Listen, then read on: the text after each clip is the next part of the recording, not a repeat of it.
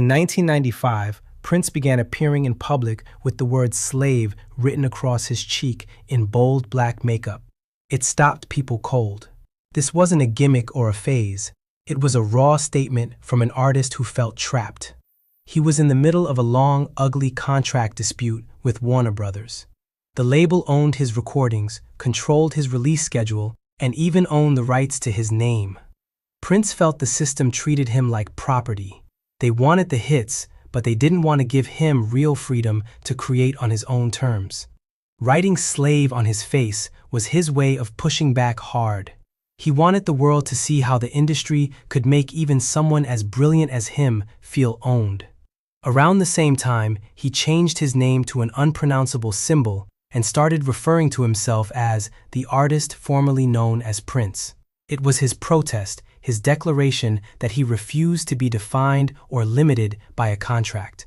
He eventually left Warner Brothers and kept speaking out about artists needing to own their own work. That fight defined a big part of his career. Years later, in April 2016, Prince was found unresponsive in an elevator at his Paisley Park home in Minnesota. He was 57. The official cause of death was an accidental overdose of fentanyl. He had been dealing with severe chronic pain from decades of intense performing.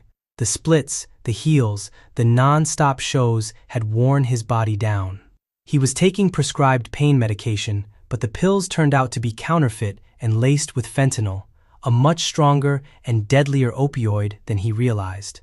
What makes the story linger is how little we still know about those final moments.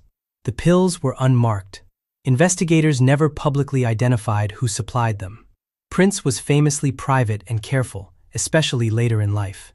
How the wrong medication ended up in his hands remains unclear, even after the official investigation. No criminal charges were filed. The ruling stayed accidental. But the gaps in the story, the pain he carried quietly, the private way he lived, and the suddenness of it all, left many people with a quiet sense of unease. Prince had always been mysterious, even in life. In death, that mystery only deepened. He fought for artistic freedom until the end. The man who once wrote "slave" on his face to reclaim his power left behind a final chapter that still feels unfinished. The music remains. The questions remain too. And maybe that's exactly how the Prince would have wanted it.